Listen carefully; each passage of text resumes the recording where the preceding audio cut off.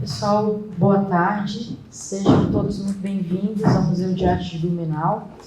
Nesse que é o segundo encontro de pesquisa e criação, uma programação que faz parte do TextNel Novo Festival. Esse que é um projeto concebido pela Marte Cultural, com patrocínio da TextNel, e em parceria, e apoio aqui com o Museu de Arte de Blumenau.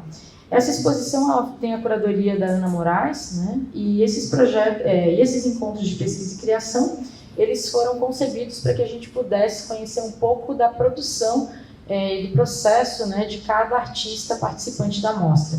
A exposição fica em cartaz até o dia 27 de outubro, então fica o convite para quem não pôde ainda conferir as obras em exposição, visitar o espaço em outro momento.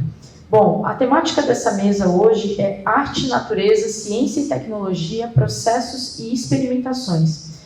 Eu me chamo Sandra Chekluski, eu sou artista visual de formação. Atualmente eu sou produtora e gestora cultural, mas tenho mestrado na área de Teoria e História da Arte pela UDESC. Eu acho que eu não me apresentei da outra vez e acho que é importante sinalizar aqui.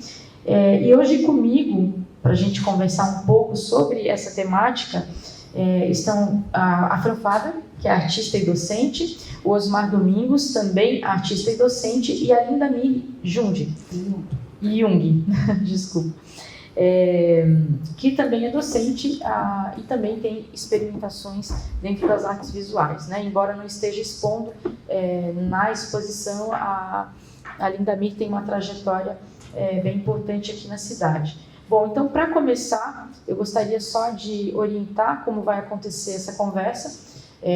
Eu vou apresentar a Fran, ela vai apresentar o seu processo de criação, depois a gente passa a palavra para o Osmar e, por último, para a Linda Mir.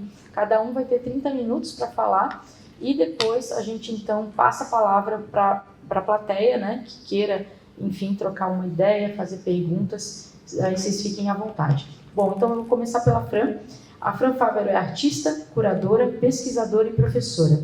Cresceu entre Brasil, Paraguai e Argentina e, como artista, investiga as fronteiras que demarcam territórios, corpos e memórias com trabalhos no campo dos multimeios, incluindo a fotografia, publicação de artista, vídeo, instalação, arte sonora e proposições para a web.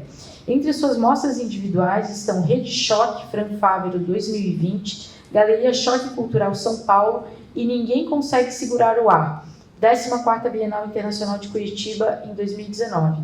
E as coletivas 11º Salão Nacional Vitor Meireles, no Museu de Arte de Santa Catarina, em 2022, Circuito Latino-Americano de Arte Contemporânea, em 2021, Porto Alegre, Rio Grande do Sul, What's Going On in Brazil, os Encontros da Fotografia em Arles, 2019, e Confluências Arte e Intercâmbio 2017, no Sesc Interlagos. A Fran recebeu as premiações Artistas de Impacto no Nubank e Mink 2023, foi finalista do Prêmio Aliança Francesa de Arte Contemporânea de Santa Catarina em 2021 e do Prêmio Jovens Artistas à Arte Contemporânea de Santa Catarina em 2018. Ela é mestra e bacharel em Artes Visuais pela UDESC, com intercâmbio para a UCAM, Montreal. De 2020 a 2023, atuou como professora no Departamento de Artes Visuais da UDESC. Atualmente, a Fran também é diretora do Museu da República em Brasília. Bom, antes de passar a palavra para a Fran, eu gostaria de fazer uma marcação no encontro passado, que falou sobre memória, arte e tecnologia. A gente fez um panorama do histórico da arte, desde as primeiras marcações dos homens nas paredes das cavernas, e como essa apropriação das imagens foi mudando ao longo do tempo, assim como o papel dos artistas. Nessa fala eu pontuei algo que eu acho que é muito importante para a história das imagens, que é o surgimento da fotografia. E que eu acho que é importante aqui para todos os que estão participando da mesa, como um campo de experimentação, no sentido não só literal do uso da própria fotografia, como também por entender que essa tecnologia permitiu que o artista se desvinculasse um pouco do fazer manual, que as linguagens tradicionais exigiam, como a pintura, a gravura, a escultura, a própria cerâmica, enfim, né, o que a gente entendia por linguagem tradicional. Então, a partir dessa descoberta, desse processo, né, fotoquímico, é que a gente tem essa autorização também para avançar em experimentações que vão para além dessas linguagens, né, explorando outras poéticas também, porque se a gente pensar nas grandes temáticas das paisagens, né, das cenas históricas, dos retratos e tudo mais, né, como o que constituiu a nossa formação como sujeito, né, na escola, porque a gente aprende por imagens também, né, os nossos livros de história, e a questionar também que imagens são essas, né? Então, tudo isso vai ocupar aí o campo da arte contemporânea, né, como experimentação, interlocução entre linguagens. Eu acho que o trabalho da Fran vai fazer justamente isso, né? Vai adentrar esse campo da multissensorialidade. Bom, dito isso, e claro, a fotografia é quem possibilita a imagem em movimento, né, o próprio cinema e tudo que a gente pensa, inclusive de ficção científica, né, como a gente fala aí das tecnologias, e eu acho que é quase que geral, assim, as pessoas né, se ligam a essa temática, né, do futuro, o que vai ser o futuro, né, com o uso da tecnologia. Bom, então, para passar então a palavra para a Fran, que vai ter 30 minutos, né, eu gostaria que você comentasse então, Fran, sobre o seu processo de criação. E claro, eu acho que no final a gente também pode comentar um pouco sobre a experiência docente, né, e a acessibilidade, né, de toda essa produção artística atual. Tá bom? Obrigada, Fran. Obrigada, Sandra. Vocês estão me ouvindo bem? Tudo certo? Bom, então estou muito feliz de estar aqui hoje.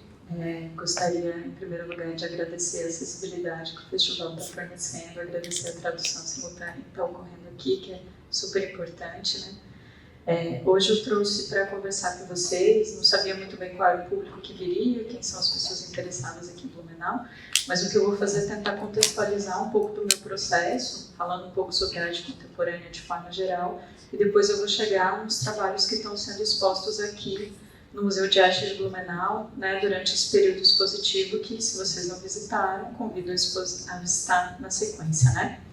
Eu deixei aí o meu contato também, se vocês quiserem depois conversar, né? Estou aberta para a gente trocar ideias, também interessada nas conversas. Então, se puder, por favor, ir para o primeiro slide, a fim de contextualizar um pouco essa relação entre arte, natureza e tecnologia, né, e ciência.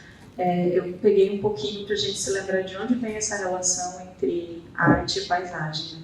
Então, se a gente pensar nesse movimento estadunidense e também da Inglaterra, que é muito estudado no campo das artes, que é quando as artes se voltam para esses espaços exteriores, para esses espaços externos. Os artistas começam a intervir na natureza. Então, aquele gesto tradicional do artista que a gente, né, do artista da artista que a gente tem como referência de pintar ou esculpir ou desenhar, que são os 3 verbos básicos, né? Eles vão se ampliar muitíssimo quando os artistas vão para fora e essa ação já passa a não ter tanto sentido assim, né? Se eu vou lidar com rochas, pedras, e vento, e água, então talvez esses 3 verbos precisam se expandir. E é isso que o Richard Serra faz, ele faz uma lista de verbos, né, lá nos anos 60, para mostrar essa série de procedimentos que passam a adentrar o escopo da produção artística. E ali tem muita coisa, né? Remover, cavar, coletar, né? Enfim, apagar, passar um spray, forçar, cavar, circular, destruir, né? Enfim, descartar. Tudo isso começa a criar uma série de gestos artísticos que vão moldando esse momento contemporâneo que a gente chega, quando a arte vai cada vez mais se expandindo e encontrando o espaço da vida, né, e abraçando muitos outros procedimentos. Pode passar para o próximo.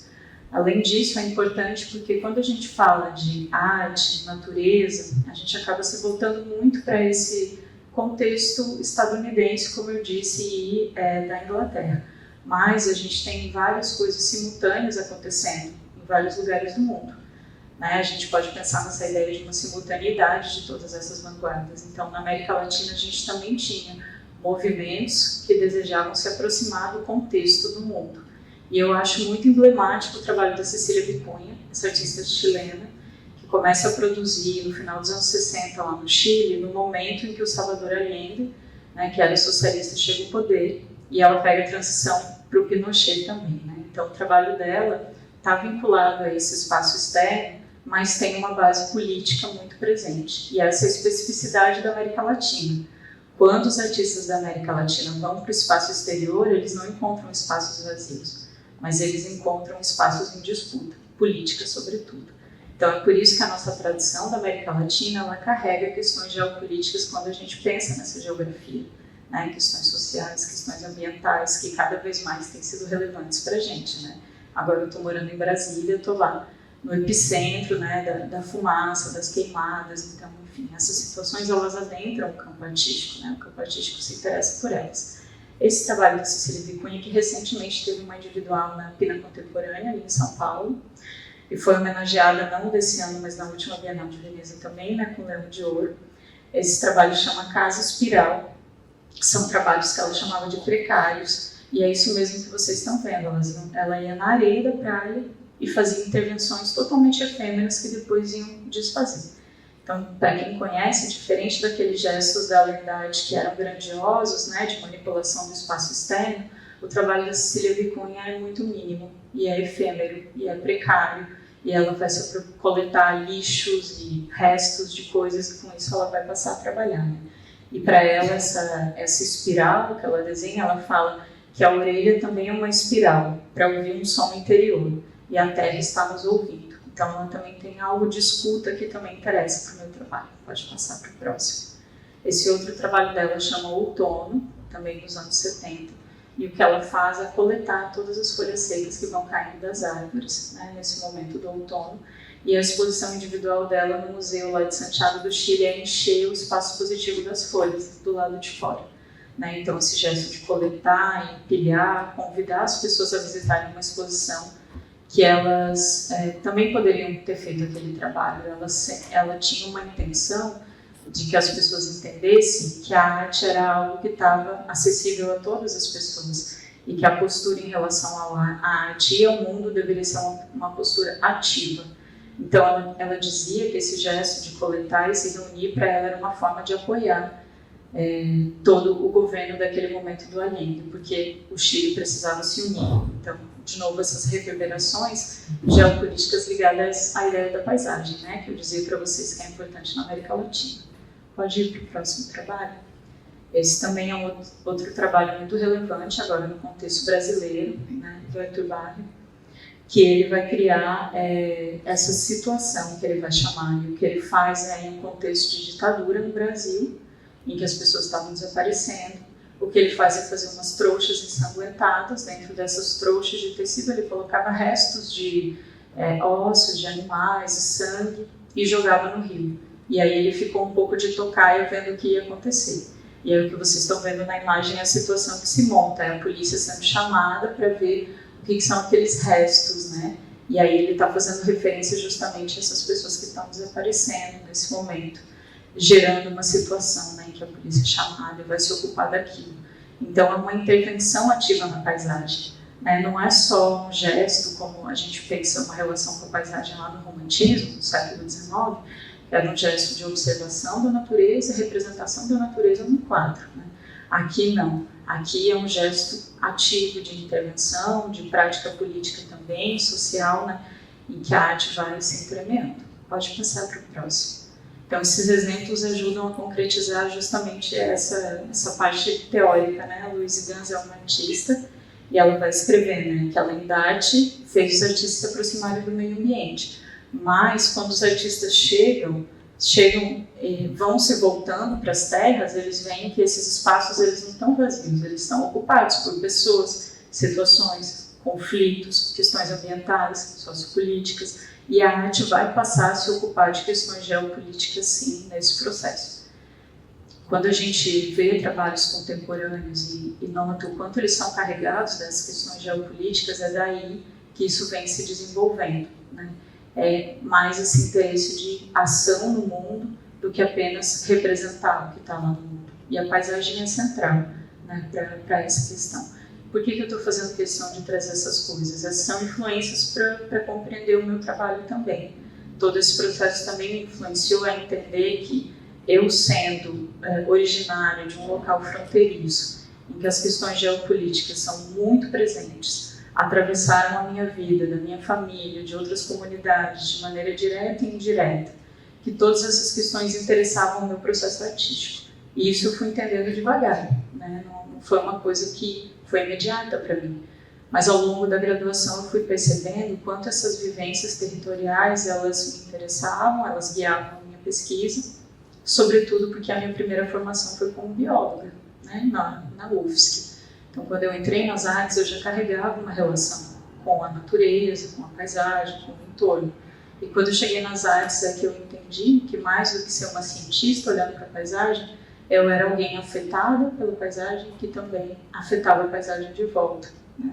E que morava em um lugar muito, muito específico, com uma triangulação de países, porque essa região da tríplice fronteira é um encontro entre Brasil, Paraguai e Argentina, mas também é um espaço especialmente confuso, atribulado, conflituoso, mas também muito rico em culturas e encontros, né? Então tudo isso estava muito presente no meu processo e eu comecei a trabalhar a partir disso. Desde então eu venho trabalhando com isso, enquanto processo artístico, não apenas, mas a ideia de fronteira é uma peça central para o que eu faço. Então eu estou sempre tentando entender o que é a fronteira e como que a gente cria e derruba essas fronteiras constantemente, né? Como a gente ultrapassa elas e como às vezes a gente acha que elas são necessárias e monta elas novamente.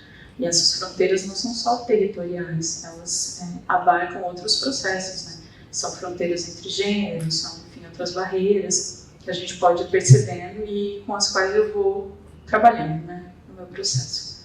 Pode passar para você. Então, olhar para esse lugar onde eu cresci foi um movimento que eu comecei a fazer. Esse vídeo chama Evaporação, ele está em exibição aqui, né, no MAB, nessa exposição. A gente vê, quando a gente encontra o vídeo, uma tela totalmente em branco. Esse é o primeiro encontro, né, se a gente está no começo do vídeo. Tem algumas pessoas que acham que o vídeo não tem nada, né? Algumas pessoas vinham avisar, ela está estragada, né? Não tem nada lá para a gente ver na tua exposição, né? E aí, se você se permite permanecer durante um tempo, esse vídeo é um convite a essa permanência. Porque se você passar muito rápido, você realmente não vai viver a experiência que o trabalho está propondo. Então, a ideia é que você permaneça. E pouco a pouco esse branco ele vai se desfazendo, né? E a gente vai entendendo que se trata de uma filmagem de uma névoa da manhã muito espessa que vai se desmontando e vai revelando a paisagem. O final do vídeo ele não mostra essa paisagem na sua completude, não fica totalmente sem neblina, né? Um pouco ela ainda permanece. E o que a gente está vendo aqui? A gente está vendo um rio, o Rio Paraná. O Rio Paraná ele demarca a fronteira nesse ponto entre o Paraguai e a Argentina. É um local que eu cresci também. Quando essa névoa vai se dissipando, o que a gente está vendo, na verdade, é o outro lado da fronteira.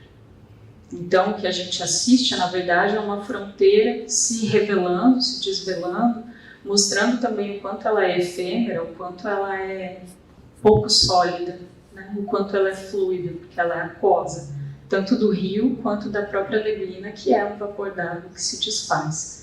Então, é um certo estudo de observação, mas que tem esse gesto conceitual de pensar sobre o que é a própria fronteira, né? Algo que se desmonta e remonta, já que o vídeo fica nesse loop. E no começo a gente está na frente de uma barreira, não vejo nada do outro lado. E depois isso vai se mostrando pouco a pouco. Então, ele é essa espera, né? Nessa exposição, esse trabalho se desdobra em algumas possibilidades. Tem um cartaz que acompanha, que é justamente o vídeo tornado impresso, em que a gente vê as fotografias dessa passagem do tempo. Então, aquilo que o vídeo pede para a gente permanecer por um tempo, lá no cartaz a gente vê materializado numa sequência, em que a gente vê a barreira montada e depois ela se desmontando até o quase desaparecimento, mas nunca o desaparecimento total. E nesse cartaz que acompanha o vídeo nessa montagem, eu escrevo lá que se trata dessa fronteira entre esses lugares, porque entendo que esse é um dado importante para quem encontra o trabalho, né? No caso do cartaz isso fica presente. No caso do vídeo, não. Eu quero justamente essa experiência de investigação, que a pessoa fique, o que vai mostrar? O que vai ser mostrado depois. Eu não quero que ela saiba antes de encontrar o trabalho, que ela vai ver. Pode passar para o próximo, por favor. Desse lugar que eu falo para vocês, da fronteira, nasceu um trabalho que não está em exposição aqui, mas eu acho ele muito emblemático para explicar um pouco do que eu faço. Esse lugar chama Como Falar Entre Fronteiras, e ele foi feito a partir de uma observação muito pontual, que é quando você mora na fronteira e você tem o rádio do carro, você escuta a rádio, você ouve as rádios de todos os países. O som, ele não respeita a alfândega, ele atravessa, né? As ondas radiofônicas, elas atravessam de um lado para o outro. Então, se você colocar ali, você vai ouvir o rádio do Paraguai, da Argentina, do Brasil. As pessoas vão escolher o que elas querem ouvir, mas as frequências estão presentes. Então, eu comecei a perceber como o espaço sonoro era atravessado, como ele era múltiplo e incontrolável. Então, eu comecei a me interessar muito por arte sonora, porque parecia ser uma forma de mostrar essa ideia que eu estava tendo de fronteira como um espaço de mistura, e que a gente não conseguia criar uma barreira tão exata. Então, eu propus esse trabalho que ele aconteceu num local que chama Marco das Três Fronteiras, não sei se alguém já visitou. É um lugar que você consegue ver simultaneamente os três países às margens do encontro entre os rios Paraná e Iguaçu, né, que forma um T, eu digo que forma um Y, e depois eu explico para vocês se der tempo essa ideia do Y. Mas, então, nesse lugar eu instalei radiotransmissores, que são esses, né, de transmissão amadora, que as pessoas da vigilância às vezes usam também, porque a distância entre um país e outro é de 500 metros, é muito perto. Mas nesse ponto você não pode atravessar, é proibido que você fisicamente atravesse. Se você se lançar ao rio e atravessar, você está infringindo uma legislação, você não pode, você tem que passar pela alfândega. Então eu achava interessante uma coisa muito, muito próxima e ao mesmo tempo que eu não podia atravessar. E que estava toda atravessada nesse espaço sonoro, né? E muitos outros espaços, no espaço dos idiomas, da linguística, porque a gente se influencia mutuamente na fronteira, a gente é influenciado pelo espanhol, pelo guarani, né? A gente mistura essas coisas. Então, o que eu fiz foi instalar esses radiotransmissores. Aqui a gente está vendo a instalação que foi feita no Paraguai, então essa é a vista do Paraguai, pode colocar a próxima, por favor. Essa é a vista a partir do Marco do Brasil, e a próxima é a vista a partir da Argentina. Nos três lugares eu montei esse monumento. Pode voltar no anterior? Veja que os marcos eles têm um enorme monumento, com as cores do país e demarcando muito bem qual o território é qual. Então eu queria fazer uma espécie de um anti-monumento, um monumentinho pequenininho que eram esses radiotransmissores. E as pessoas eram convidadas a falar entre fronteiras, então se elas falassem aqui, outra pessoa lá ouvia e simultaneamente em todos os lugares. Então, ao longo do dia que essa ação durou, nos três países as pessoas conversaram, elas puderam se falar, né, e jogar para o outro lado da fronteira essa sonoridade, né? Pode passar, por favor. Isso que eu fiz se relaciona com um gesto, um movimento, né, um desejo dos artistas de pensar essa ideia da transmissão, que é dentro da arte sonora existe essa ideia da arte da transmissão, da poética da transmissão. E que você se interessa justamente pela onda sonora enquanto espaço de trabalho artístico. Então, o gesto de transmitir é o próprio gesto artístico, entre aqueles verbos lá do Richard Serra, seria transmitir, né, o que se faz. E aí os artistas vão se apropriando de vários equipamentos, como eu me apropriei do radiotransmissor. Isso é interessante também quando a gente fala de tecnologia, porque a gente pensa que tecnologia é só a de última ponta, né? Mas aqui eu vou percebendo que tipo de material que funciona para o meu trabalho. Então, um tablet não me interessava nessa ação. Um radiotransmissor era muito mais valioso para mim, para esse trabalho, do que qualquer outra coisa. E os radiotransmissores eram muito usados nas comunidades onde eu cresci, no interior do Paraguai, era a forma de comunicação entre as pessoas que moravam lá. Então, isso também tinha um valor afetivo para mim, né, que também está ligado ao trabalho, né?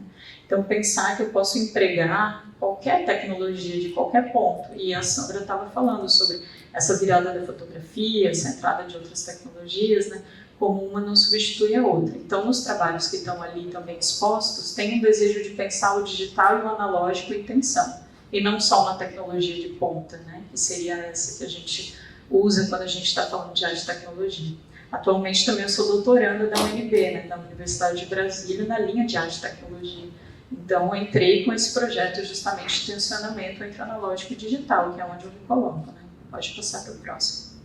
Esse trabalho é uma instalação sonora que está presente aqui também. Nesse trabalho eu vou pegar 3 rádios e monto uma instalação que simula essas 3 imagens. Então eu editei a programação radiofônica das 3 cidades no encontro dos países e cada rádio está emitindo a programação de uma cidade diferente, né, da Argentina, do Paraguai e do Brasil. É muito interessante porque cada uma dessas rádios tem também uma forma de falar sobre paisagem e território. Então há uma certa disputa. Um lado é uma rádio comunitária da Argentina, em que os moradores falam: eu preciso cuidar do meu bairro, eu preciso cuidar da minha cidade, senhor prefeito, que é uma cidade pequena, e eles se direcionam ao prefeito na rádio. A outra rádio é uma rádio do Paraguai, que está em um momento de censura da transmissão radiofônica naquele momento, naquele país. Então eles estão falando sobre tudo que eles não podem falar na rádio, o quanto eles não estão conseguindo falar nada. E do lado brasileiro, é uma rádio que está falando muito mais a partir de uma ideia da monumentalidade da hidrelétrica de Itaipu e o quanto é importante essa geração de energia, né? E aí esses interesses comunitários menores, eles estão deixados um pouco de lado. Então é essa tensão que o Triangulação traz. Pode colocar a próxima imagem, que a gente vê essa montagem foi no Museu Vitor Meirelles, numa individual que eu fiz lá, mas aqui também esse trabalho está montado, né? Então quem visita circula entre as sonoridades e vai ouvindo esses confrontos, conflitos e diálogos que vão sendo mantidos, né? Pode ir para o próximo. Esse trabalho resultou durante a pandemia em uma outra proposta. Eu fiz uma residência artística num festival que chama Soma Rumor, que é de arte sonora promovido pela Universidade Federal Fluminense. E eu tinha que fazer uma proposta durante a pandemia, então eu não podia mais montar uma sonoridade física do radiotransmissor ou do rádio. Então eu fui para uma proposição para a web, para a internet. E o que eu montei? Eu montei na radiotriangulação a mesma ideia da instalação, um pouco mais, adicionei outros elementos, né? Pode colocar o próximo. O que você encontra nesse trabalho que é interativo, ele emula num site um dial de rádio. É como se você estivesse passando por várias frequências sonoras. Entre essas frequências tem a captura agora ao vivo das rádios da Tríplice Fronteira. Então o que estiver passando na rádio que eu selecionei de Foz do Iguaçu, ou de Cidade do Leste, ou de Puerto Iguaçu, na Argentina, está passando ali também, né? Então você vai passando, tem música, entrevista, o que tiver. A ideia do ao vivo me interessava muito, porque o trabalho ele é sempre diferente para quem visita. Cada vez que você abrir e visitar, você vai estar escutando uma coisa diferente que tem a ver com o que a rádio está transmitindo naquele momento. Ele não é pré-determinado, ele não é controlado, né? E aí eu adicionei outras camadas, outras frequências nessa rádio, que são paisagens sonoras. Tem entrevista com o meu avô, né, pai da minha mãe, que está aqui hoje, em que ele fala um pouco sobre essa relação dele com o território paranaense, onde ele cresceu, né? Tem entrevistas com vários moradores da região fronteiriça que falam sobre como é falar vários idiomas, como é falar guarani, essa língua oficial do Paraguai, né, tão ameaçada, língua de povos originários também. Então, por ali, vocês podem visitar e escutar tanto coisas pré-gravadas quanto ao vivo e ter essa experiência nova a cada encontro com o trabalho. Pode passar, por favor. Para terminar, vou falar sobre o trabalho mais recente que está exposto. É o meu último trabalho. Ele está sendo exposto pela primeira vez aqui. E ele é feito com Super 8. E isso me interessa também, né? Porque o Super 8 ele não é digital, ele é uma película fílmica. E aí, de novo, a gente entra nessa tensão de tecnologias, né?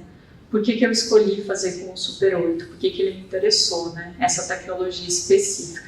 Eu queria falar sobre uma situação muito específica, que é a inundação desse território fronteiriço para a construção da hidrelétrica de Itaipu. E essa inundação deixou marcas permanentes e irreparáveis nesse território, tanto para fauna, flora, paisagem, povos originários, comunidades ribeirinhas, moradores das cidades lindeiras. Todos foram imensamente atingidos por esse gesto ditatorial que não levou em conta nenhuma especificidade, escolheu um território no mapa e criou a maior hidrelétrica do mundo até então, né? Agora já foi superando. Então é muito problemático a questão da hidrelétrica e isso está presente nos arquivos da Comissão da Verdade, né? Que já está disponível online também para a gente consultar.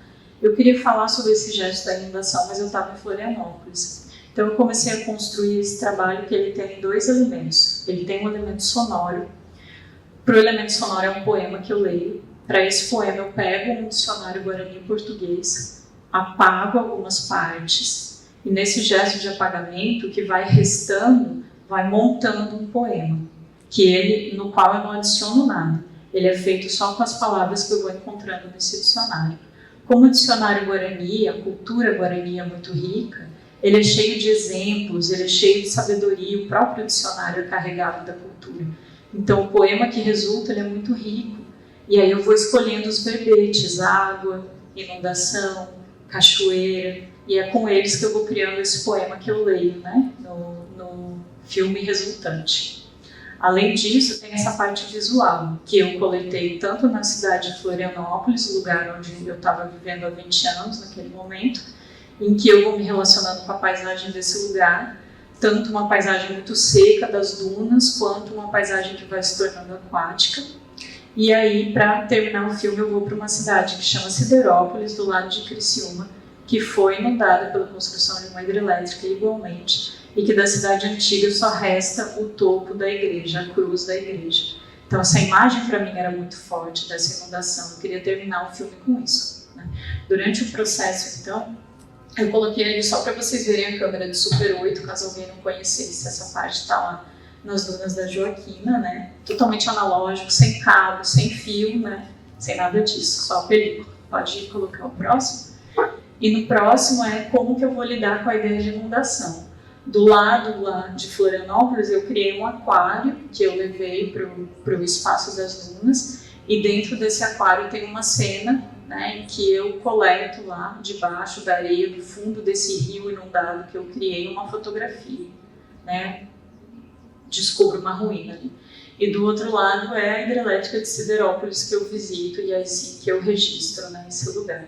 Pode ir para a próxima imagem? Essa é a fotografia que eu retiro do fundo do aquário, do filme.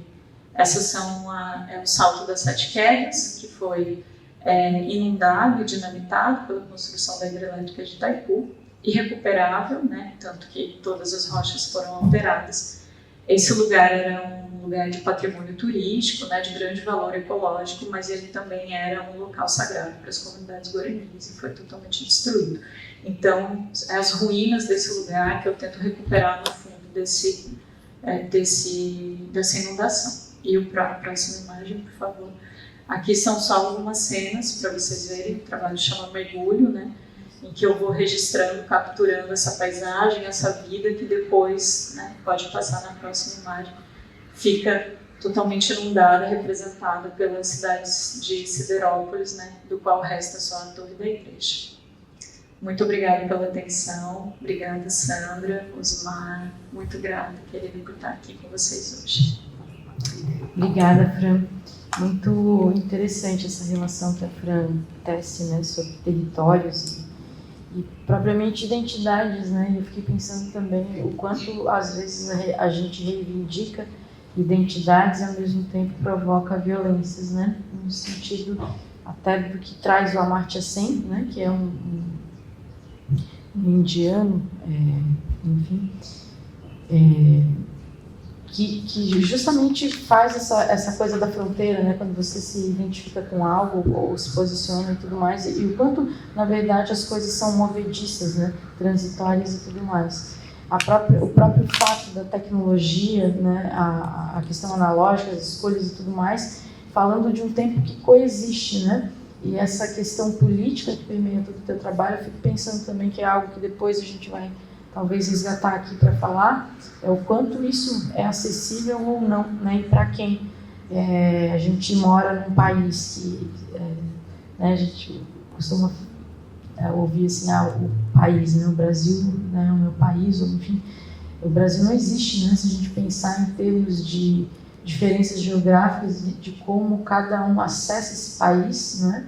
Se a gente pensar no interior nordestino, né? E quais as acessibilidades, né? A tecnologia e a própria função da arte, né? Que vem denunciando acontecimentos e agora com essas questões climáticas todas também, né? Eu acho que, enfim, só outros, colocando aqui alguns outros fatores que que talvez se linkem, né, com essa questão da paisagem e território. Bom, então eu vou passar agora a palavra para o Osmar. Obrigada, Fran, pela tua exposição aqui. E vamos lá, o Osmar Domingos é de Itajaí, Santa Catarina. Utiliza escultura, vídeo e eletrônica em instalações híbridas entre o tradicional e o digital, que especulam sobre formas de vida e cultura alternativas. Formado em filosofia pela Universidade Federal de Santa Catarina, na UFSC, em 2021, estudou escultura pela Escola de Artes Visuais do Parque Lage, no Rio de Janeiro, entre os anos de 2020 e 2023, onde também atuou como monitor. Em 2021, o Osmar integrou o grupo de estudos em web art promovido pela Area.co, realizou residência artística na Cité Internationale des Arts, na França, em 2017, como resultado do Prêmio Aliança Francesa, que recebeu no ano anterior. Ele foi um dos premiados pelo edital Elizabeth Anderle de Estima Cultura em 2018. Osmar, a gente está preparando aqui a projeção. Boa noite, obrigado pela presença de todos. É só uma questão de eu colocar a projeção ali e eu logo já...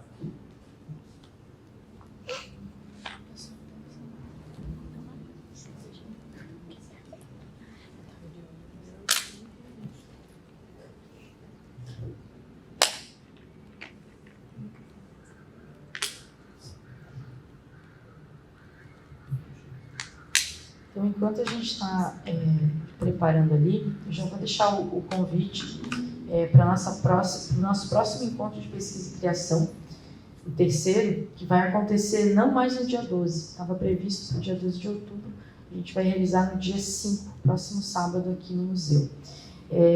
Nesse próximo encontro, a gente vai falar sobre arte generativa e as nem tão novas mídias.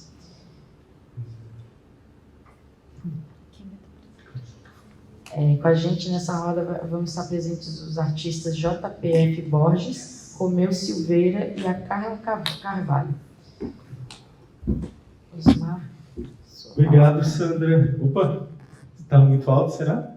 Não. Eu só vou virar um pouquinho porque, gente, eu sinceramente me organizo melhor escrevendo do que falando.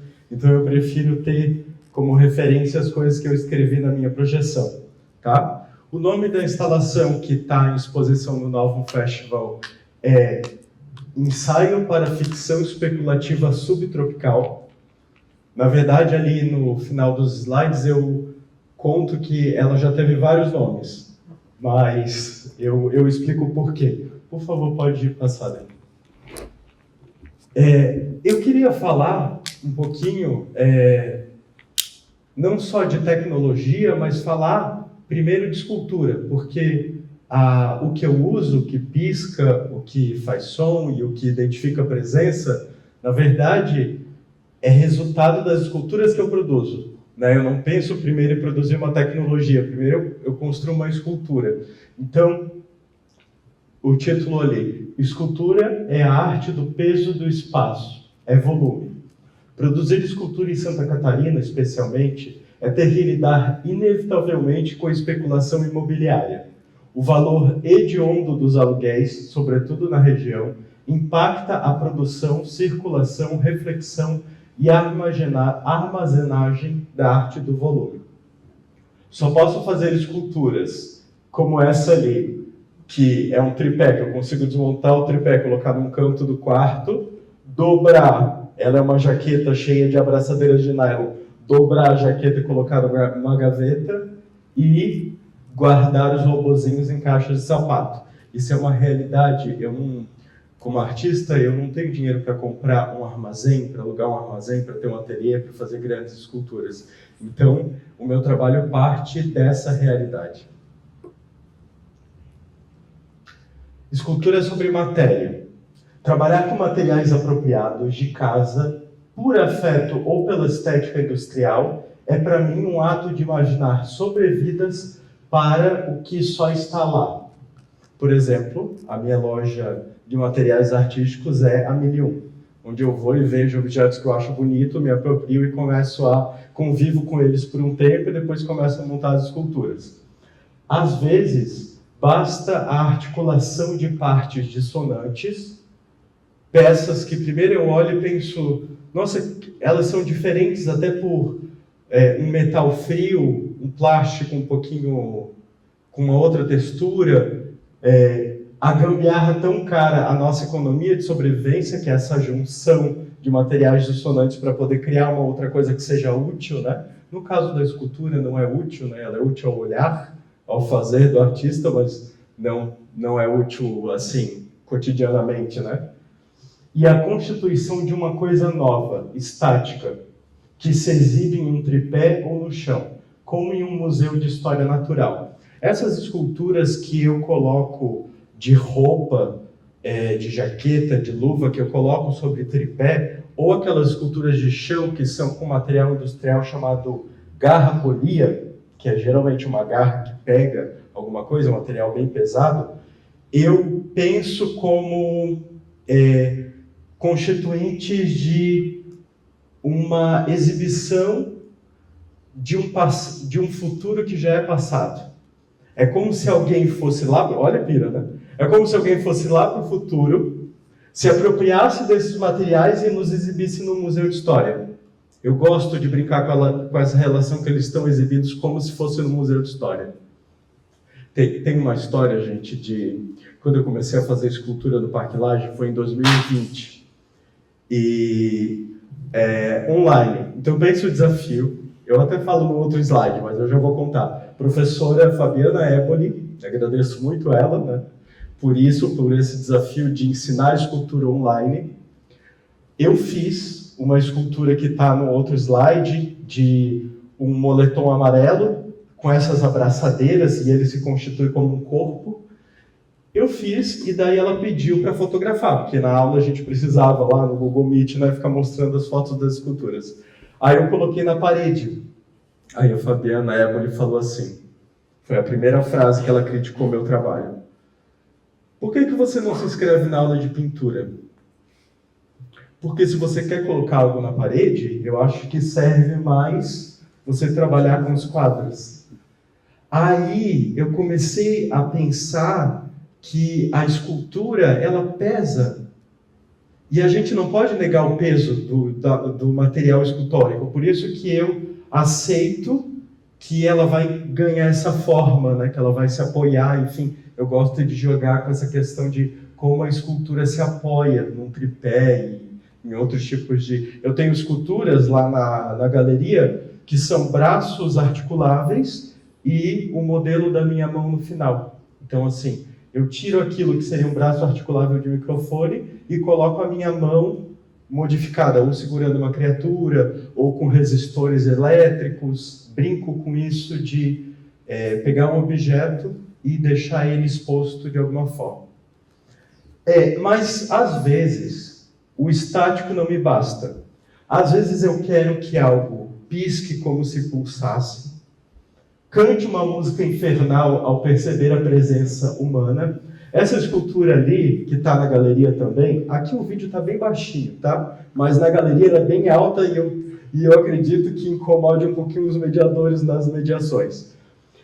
Tem uma pintura do Hieronymus Bosch que é o Inferno. Eu amo esse pintor. Por quê? Porque é um pintor que, lá no finalzinho da Idade Média, pintava coisas caóticas e criaturas e monstros. E isso sempre me interessou desde criança. Não o inferno, né? Mas monstros. E tem uma certa cena que tem uma bunda, né? Não posso usar esse outro termo, é uma bunda. Tem uma criatura apontando para essa bunda e nessa bunda tem uma partitura. E existem várias versões. Se a gente procurar na internet música da bunda, a gente vai conseguir escutar várias versões dessa música. E quando esse robozinho, que aquilo ali que parece olhos são sensores de presença, o lado direito ele emite ondas. Quando essas ondas batem em alguém, que geralmente está entre 30 centímetros e 3 metros, elas voltam, dão um ok para ele, né? Programação é 0 e 1, ou seja, se é 0 não tem nada, se é 1 é ok, tem alguém ali. E essa caixinha de som preta lá em cima começa a tocar uma versão da música Infernal. Enfim, tem várias ideias atravessando ali, né? Mas essa coisa de... Eu sempre penso que em muitos ecossistemas o ser humano é realmente a ser temido, né? A presença humana. Então, é essa a ideia. Ou também que essas peças dialoguem por meio de correntes elétricas. Lá na exposição, eu peguei tiras de metal e peguei papéis desse papel alumínio. Eu chamo de fungo medusa, porque eu deixei eles caídos assim, como se fossem, não a medusa da mitologia, mas a medusa daquela água-viva, eles estão caídos. E a eles eu conectei cargas positivas. E eu deixei pendurado em fios de eletricidade LEDs brancas na carga negativa. Então, quando a gente pega uma LED branca, que está negativa, ou seja, está desligada, e encosta em qualquer lugar que tem esse metal, aquilo liga. Então, a ideia é que quem visite o objeto possa brincar de reconstituir a escultura por meio de ligar e desligar aqueles LEDs que estão lá. Ou também, que foi o primeiro trabalho que eu fiz no Parque Lage, participei de uma exposição online de escultura no Parque Lage com ele, que eu peguei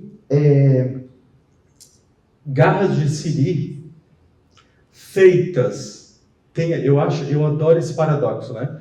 São garras de siri feitas para quebrar garras de siri cozidas, para que as pessoas possam se alimentar delas. Aí eu coloquei motores atrás e dei movimento para elas, e nesse vídeo eu quis relacionar tanto de um lado do vídeo, eu vou botar primeiro esse dedo.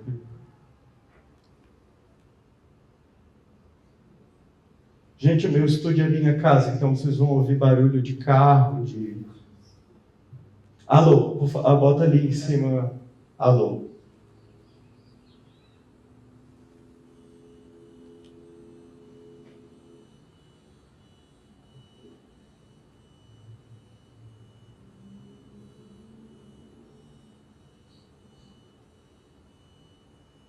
Gente, não é assim como quem diz, meu Deus, que musicalidade. A pequena caixa de som é uma caixa de som MIDI, né? É como se ela fosse um alarmezinho.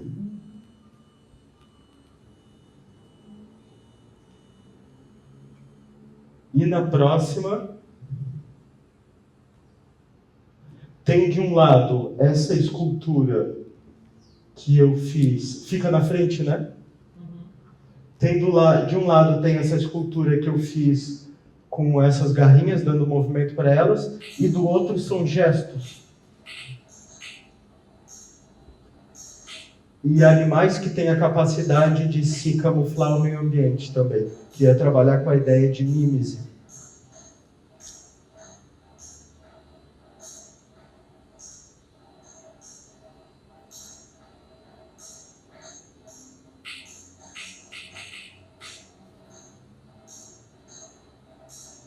No período da pandemia, essa ideia de sempre estar limpando a mão, essa coisa muito higiênica, né?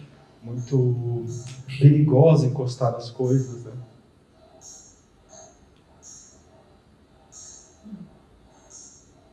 E por fim, é um trecho do documentário que a BBC faz um experimento ridículo. Ela bota um sofá no aquário e espera que esse polvo se camufle no sofá. E ele fica lá como se estivesse sentado.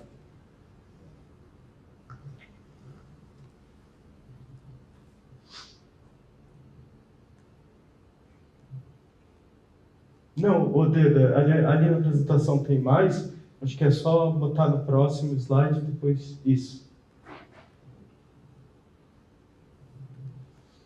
Em escultura, alguém tem que ceder. Gente, eu aprendi isso da pior forma possível.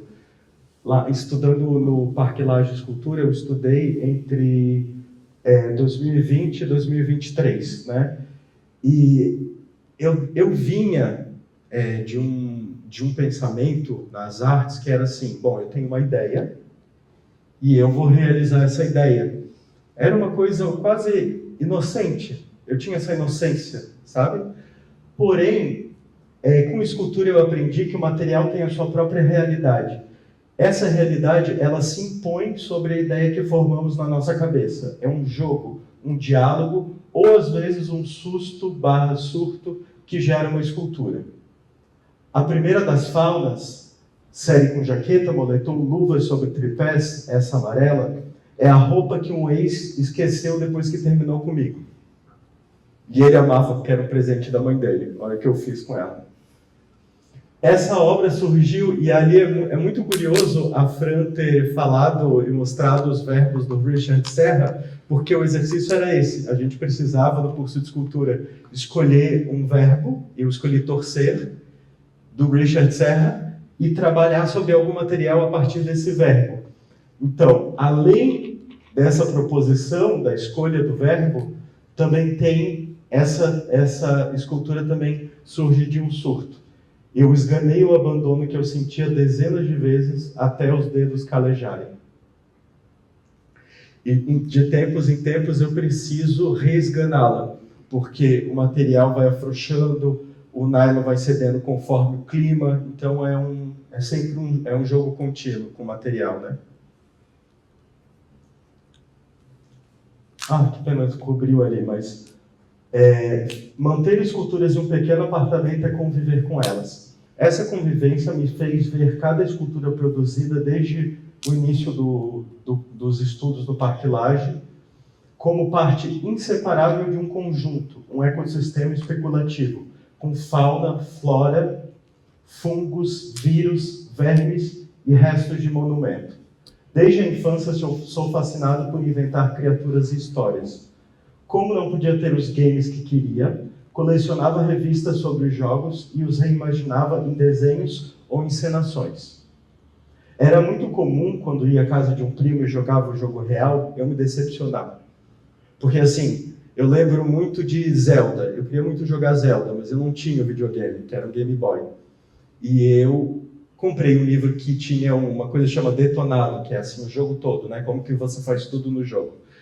E eu imaginei todo o jogo. E quando eu fui jogar, era tudo tão travado, a tela tão pequena, aquele ambiente era tão claustrofóbico que eu pensei, nossa, muito legal encenar isso do que vivenciar. Tanto que a primeira das artes que eu escolhi fazer foi o teatro, por conta desse lugar da encenação.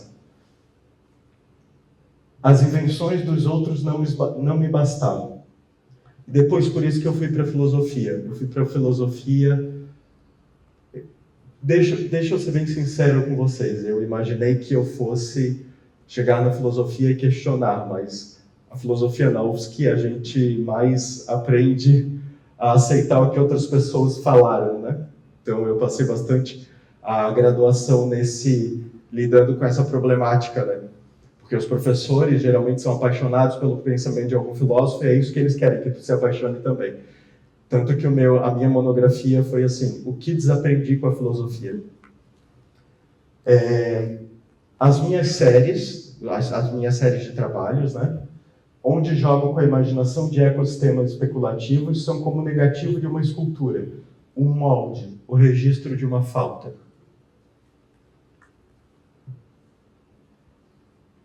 Ai, meu Deus, que tanta coisa. Já estou terminando, eu juro, tá?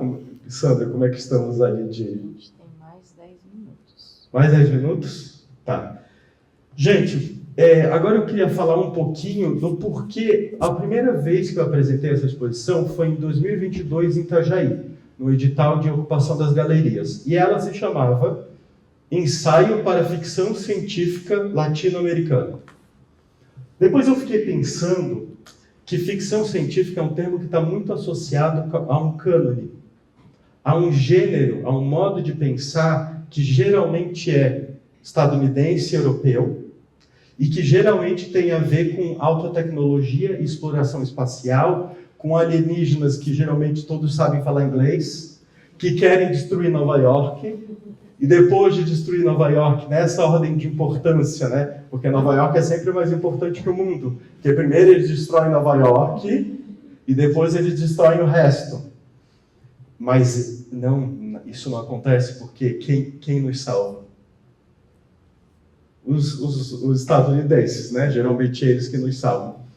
Então, eu comecei a achar que o termo ficção científica estava muito atrelado a essa ideia. Por isso que eu mudei para a ideia de ficção especulativa, porque ao invés de... eu queria deslocar o foco da tecnologia, da exploração implícita nesse gênero, além de servir como uma afirmação decolonial, pois acredito que sociedades que não conseguem imaginar ou inventar seus futuros são aquelas nas quais o poder, no sentido de Foucault, não alguém que te dá um tapa, mas o poder que está dentro da subjetividade, né, atua na nossa subjetividade, de outrem é quem decide o que se pode futurar, ou seja, onde o processo colonial ainda exerce uma forte influência sobre as subjetividades.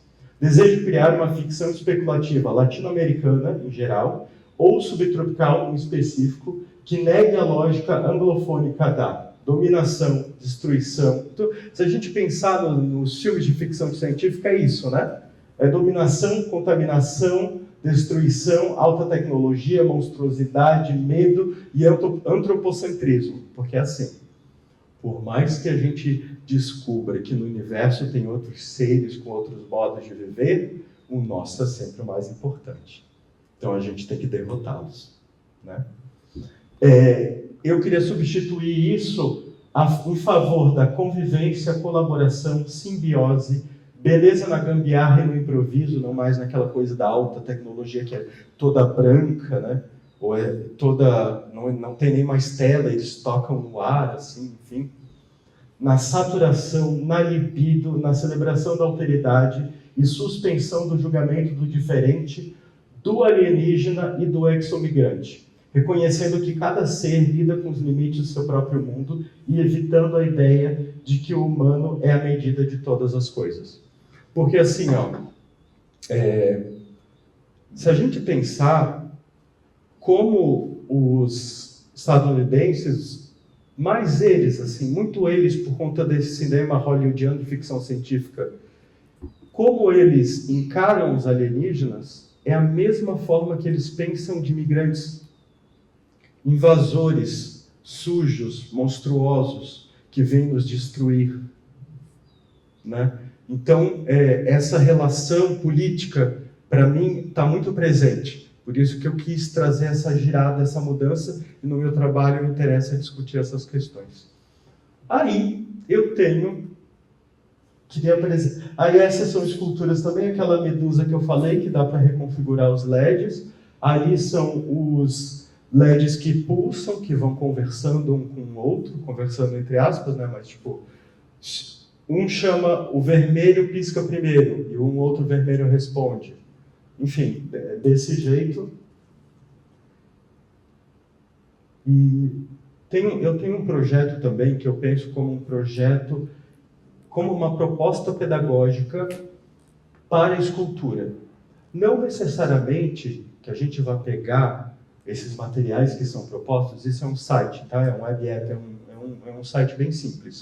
Não que a gente vá pegar... Ali, ó, eu vou ler essa criatura. O ID é automático, gera automaticamente. Idade. Qual é esse número ali, gente? 428.156 anos.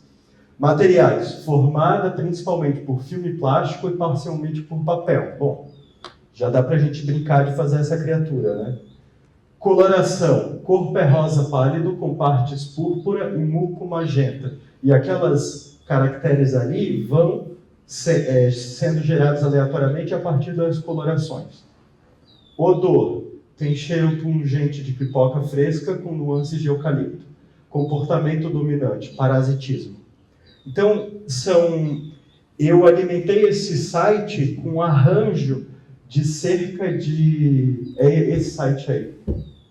Ó, cada vez que você clica em gerar criatura, ele vai se alimentando de arranjos, de centenas de materiais, cheiros, cores e etc. E vai propondo isso. Não necessariamente para a gente realizar eles como escultura, mas para a gente pensar na existência desses objetos. Sei lá, tem um amigo que ele usa o site para escrever contos. Ele está escrevendo agora contos sobre um outro planeta, e ele está tentando pensar a flora e a fauna a partir dessas criaturas. No meu trabalho como professor, já falando da docência, que eu sou professor na educação básica, eu uso isso para que as crianças tenham que fazer um projeto, né? Não necessariamente lidar com, por exemplo, vidro, quando cai vidro, né? Mas como que seria esse ser? Como é que eu posso adaptar com os materiais que eu tenho esse outro ser? Então, é isso. Se quiserem brincar de gerar criaturas, é ali criandocriaturas.netlify.app e dá para gerar quantas quiserem. Então, esse é o meu trabalho, essa é a minha investigação. Agradeço muito a vocês me escutarem, a Marte pela produção, a Ana, que não está aqui, mas que me convidou para participar da exposição. Obrigado, Sandra, Fran. Obrigado. Obrigada, Osmar. E que interessante como vocês se relacionam também, né? Esse recorte que a Ana fez para trazer aqui, mas me lembrou um pouco também, né, o que a gente falava no outro encontro da questão da experimentação e das gambiarras, que o Diego de los Campos também investiga, né? E de como essa criatividade também, essa reivindicação, né, da permanência de certas questões que são analógicas ou tudo mais, né? E essa visão que a gente continua tendo de que, né, falou do antropocentrismo e tudo mais, e a Fran também trazendo as questões territoriais. Tu puxou o assunto que eu acho que agora, né, já que vocês são docentes, né, eu acho que é importante a gente falar sobre como que é também esse panorama, né?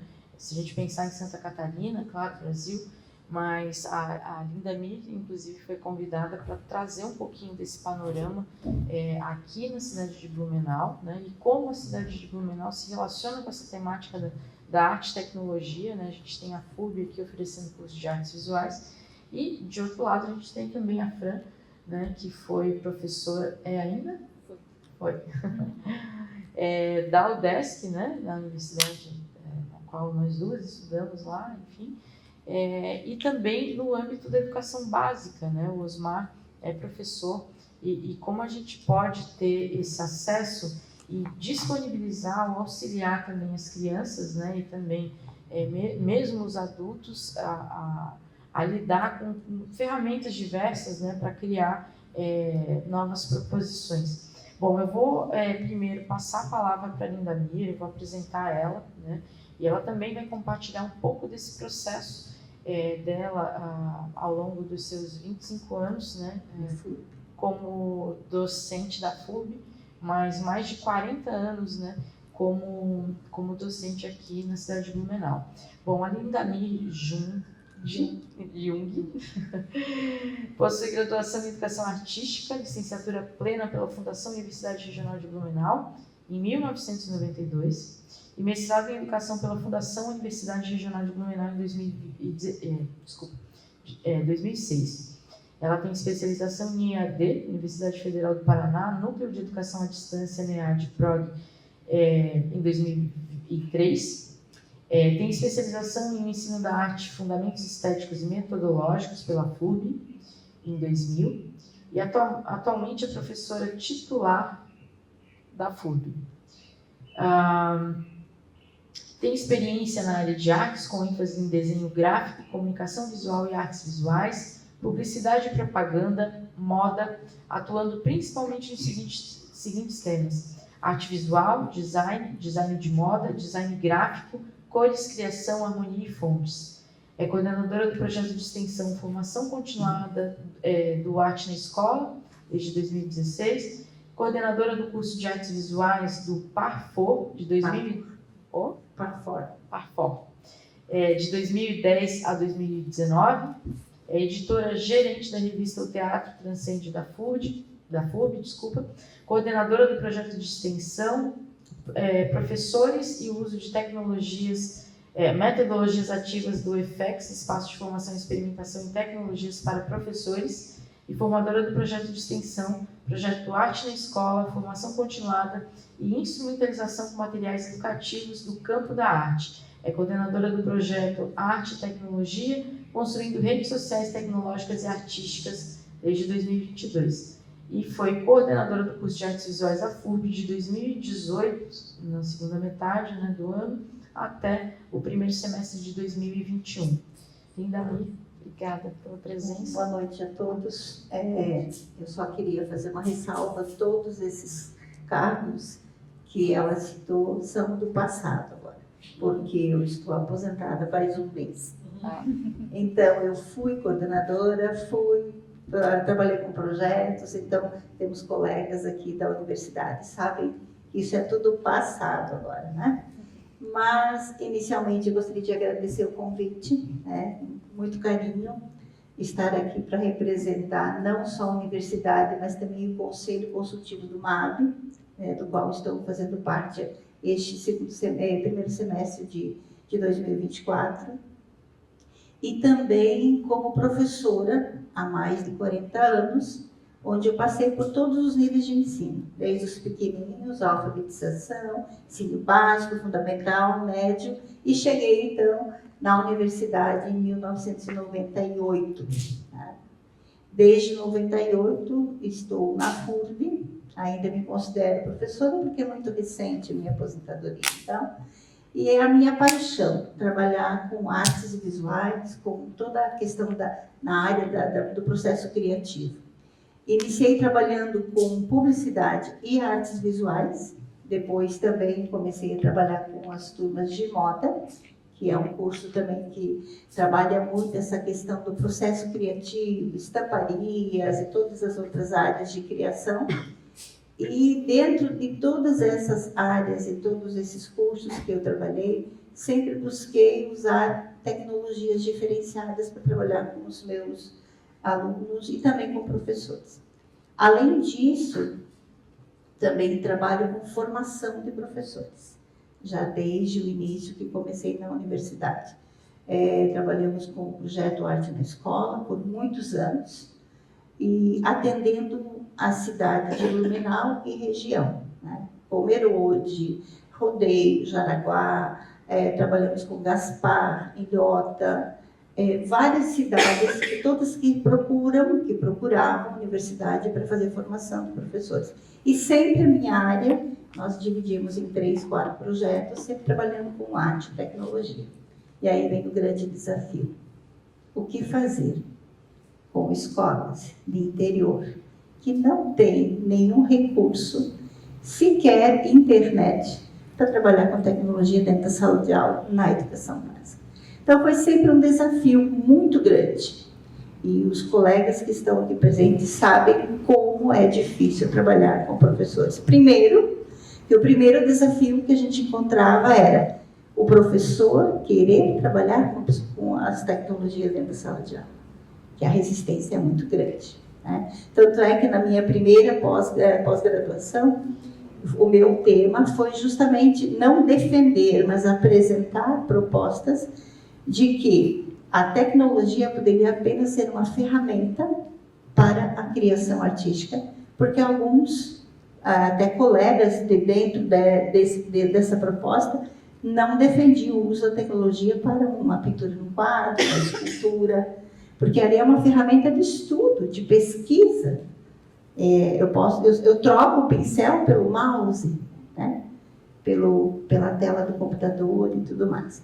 Mas o que eu trouxe para falar com vocês hoje é justamente, eu não sou artista como os meus colegas, eu tenho o prazer de compartilhar esse momento. Não ganhei nenhum prêmio, nenhum. Meu único prêmio foi ver os meus estudantes, meus alunos, indo para caminhos diferentes e vencendo na vida. Esse é o maior prêmio. Então, não ganhei nenhum prêmio de salão, nenhum prêmio como a Fran, como o Osmar, e até mesmo os outros colegas da semana, da outra roda de conversa, todos premiados. Eu não. Meu único prêmio é ser professora e ver os meus alunos crescendo na sua profissão. Então, é a minha paixão. E todo mundo sabe o quanto eu gosto de dar aula, né? E ainda continuo fazendo as minhas, não gambiarras, mas os meus freelas, né? Na área da docência. Então, eu trouxe um pouquinho para vocês, para mostrar de onde tudo isso começou. Também tenho uma produção artística, mas eu não me considero como um grande artista, porque nunca participei de nenhum salão importante, né? Então, as minhas influências foram dentro de artes visuais, da moda e da publicidade e propaganda. Sempre tendo esse link com essas 3 áreas do processo criativo. Dentro dessas 3 áreas, sempre buscando de que forma eu posso ampliar meu processo criativo, ou o processo criativo do meu estudante, usando alguma tecnologia. Não precisava ser a tecnologia de ponta, mas algo diferenciado. E aí vem toda aquela contextualização. O que é tecnologia? Daí vem, eu acordo, eu abro os olhos, eu já me deparo com tecnologia. Hoje, pelo celular, me acordando, mas antes do despertador, eu acendo a luz, ela é tecnologia. Eu vou caminhar, a cama onde eu dormi tem uma tecnologia. E aí vem toda aquela contextualização para sair daquela ideia de que fazer arte com tecnologia, eu só preciso fazer com o computador. Apesar que eu trabalho muito com computação gráfica, então é lógico que a minha arte foi direcionada para a arte digital. Né? Fotografia, transformações de fotografias, manipulação e depois uma nova imagem surgindo ali com o uso de softwares, né? Então, todo esse percurso, mesmo antes de trabalhar na universidade, trabalhava em empresas que trabalhavam com criação de estampa, criação gráfica, mas dava aula à noite. Nunca deixei de ser professora. E essa é a minha profissão. Eu sou professora. Né? E todo esse processo, essa busca incansável, ela começou, pode passar o próximo, com essa pequena maquininha aqui. Minha primeira máquina digital. Uma Olympus. Não existia máquina digital no Brasil quando eu ganhei essa máquina. Me senti o máximo. Eu era a super poderosa, né? Então, tudo que acontecia na universidade, precisava fotografar, ela vinha linda com a sua maquininha digital. Cabia 16 fotos. 16. É lógico que quem comprou ela para mim foi o meu marido, estava na Alemanha, ela foi lançada naquele ano, 1997. Então, quando ela foi lançada em 97, antes ainda de eu entrar na universidade, eu ganhei essa máquina digital. Quando eu fui para a universidade com essa máquina digital, eu comecei a registrar as minhas aulas, as minhas atividades, foi o boom. Né? Então, imagine só que tecnologia, 16 fotos. É lógico que ele, muito esperto, comprou mais um chip com mais 16, aí eu podia ter 32 fotos. Então, já imaginou que interessante? E olha, a resolução é uma catástrofe. Porque hoje você olha o celular, ele tem uma resolução maravilhosa, você pode ampliar imagens para banner, para empenas, e ela mantém a resolução. Enquanto que uma dessa aqui, você ampliava um pouquinho, já perdia, ficava toda pixelizada. E aí vem o pixel, que é um objeto de criação. Na hora de você trabalhar a tecnologia, você tem que estudar esses pixels, porque eles são os pontos que vão criar a tua imagem. Então, tudo isso você tem que entender. E aí, com isso, é lógico, pode passar, eu começo com os meus processos e experimentações. Eu não tenho trabalhos de grande porte, mas não queria fazer alguma coisa grandiosa. Então, eu pensava em imagens que eu pudesse ampliar. Aqui tem uma imagem qualquer, não é uma obra, apenas experimentos. Essa imagem, ela está em cores, mas ela surgiu a partir de uma gravura em preto e branco. Então, por que eu trouxe essa imagem? Só para a gente refletir. Uma imagem, a partir do momento que ela começa a ser transformada, ela não tem mais fim. Então, aqui é um bate-rebate. Dupliquei a imagem, repeti, inverti, joguei filtros, trabalhei camadas e depois peguei a mesma imagem, joguei mais um filtro e virou essa segunda. Essa mesma imagem, pode passar a próxima, eu trago ela, é a mesma imagem, só que ela está totalmente diferente. E se eu quisesse continuar com essa pesquisa, eu estaria continuando e teria mais e mais e mais. E aí eu poderia pegar todas essas imagens, juntá-las, repetir, jogar o filtro, rebater e continuar, e eu teria mais e mais e mais. Por que eu trouxe essas imagens? Não são obras bonitas, são pesquisas, experimentos. Porque a partir de um processo digital, por isso que eu acho interessante essa questão da arte digital. Para mim é uma área que me encanta, porque você não tem fim. E quando eu começo a trabalhar com fotografia digital, eu começo a fazer, eu não quero mais parar. Eu tenho que dizer, chega, linda, dá um pause, porque senão tu não vai ter fim. Não, mas essa ficou melhor. Não, mas essa ficou melhor. Eu vou tentar agora um outro filtro, uma outra camada, e de repente eu vou sobrepondo, a minha imagem fica enorme. E eu não tenho fim. Não consigo chegar numa... É como, por exemplo, quando a gente estudava os grandes artistas, que eles faziam os quadros e ficavam 2, 3, 4, 5 meses e eles não assinavam, porque eles não estavam contentes. Eu sou assim, quando eu faço uma arte digital, eu nunca estou satisfeita. Será que se eu colocar mais alguma coisa, se eu mexer mais um pouquinho aqui, não vai chegar na obra que eu realmente vou estar contente em apresentar para alguém? Acho que é por isso que eu nunca me motivei em mostrar muitos trabalhos, porque eu nunca estou satisfeita. E essa é a grande pegada do professor de arte. Eu vou pegar agora o nicho do professor, que realmente ele não pode nunca estar satisfeito em qualquer área, seja na moda, seja no jornalismo, seja nas artes visuais, na música, no teatro, na dança, né? São todas as áreas de criação que a gente tem que pensar nesse sentido. Então, aqui é só para mostrar o processo criativo, o processo de experimentação. Quando é uma arte digital, ela não tem fim. Eu poderia continuar por longos meses, eu não estaria satisfeita. Pode passar próximo. Aqui eu trago uma obra minha de 2013. Parece ser apenas uma fotografia, mas ela tem várias camadas. É uma foto que foi tirada com uma máquina um pouquinho melhor que essa aqui. Não é a minha primeira, mas foi tirada com uma máquina digital. Depois foi trabalhado com camadas. Depois foi trabalhado... E, gente, não é um software super mega power. Não é, por exemplo, da Adobe. É um CorelDRAW. Foi feito isso aqui. Um software de desenho, não de tratamento de imagem. Que na época era o que a gente tinha disponível.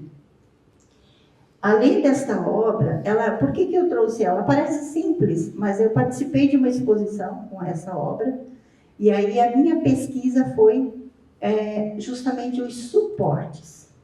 Porque dentro da pintura, da gravura, a gente tem aquele suporte, ou é o papel, ou é a madeira, ou é o tecido, que você vai pintar no bidimensional. Mas eu não queria simplesmente uma impressão, eu queria algo diferente. Então, eu comecei a pesquisar suportes diferentes. E aí vem também a questão da tecnologia do suporte. Aquilo que você falou, que você vive pesquisando coisas diferentes, para que não seja... tu faz a escultura e depois tu faz a tua obra final. É a mesma coisa. Então, eu comecei a trabalhar com material do acrílico. Então, ela está plotada e está montada num acrílico. Além dessas aqui, eu trabalhei com acrílico metalizado, acrílico fosco, vários tipos de materiais diferentes, que eu fiz várias. E essa aqui é uma que foi feita no metalizado. É uma obra simples, mas ela tem toda uma história. É um rastreio dos 4 campi da universidade. Então, nós temos o primeiro campi, que é o bloco, a parte do campus 1, depois junta com a biblioteca, depois junta com o campus 3 e o campus 5, que é o último, que é o hospital universitário. Esta obra surgiu de uma brincadeira, onde eu trabalhava no setor administrativo e eu comecei a desenhar a universidade na hora do intervalo, brincando assim, no papel, e alguém que trabalhava comigo, um colega, disse: por que tu não manda aumentar isso aqui, faz um quadro para a nossa sala, está tão feia, não tem nenhum quadro, nada. E tinha uma parede enorme atrás das nossas mesas. E aí eu fiz, comecei a colorir, mexi um pouquinho, E naquela época eles gostaram, mandaram pilotar assim, de uns 2 metros mais ou menos. Ainda não tinha o hospital universitário. O hospital universitário na época estava ainda em construção e tal. E o reitor chegou na sala para um aniversário de um colega e disse: quem fez esse desenho? Daí ele disse: foi a Linda. A Linda, ele disse: me procurou, me mandou um recado, que queria falar comigo, mas eu tinha aula. Para mim, a prioridade era os alunos. Eu fui para a aula, deixei o reitor esperando. De repente, chega ele na porta lá da minha sala. Queria saber desse trabalho e queria ver se eu poderia fazer um grande para todo o hall de entrada da universidade, mas que inserisse, então, o hospital universitário. Aí eu fui novamente, só disse: eu não faço a mesma, eu vou fazer um pouco diferente. Ele disse: não, tudo bem.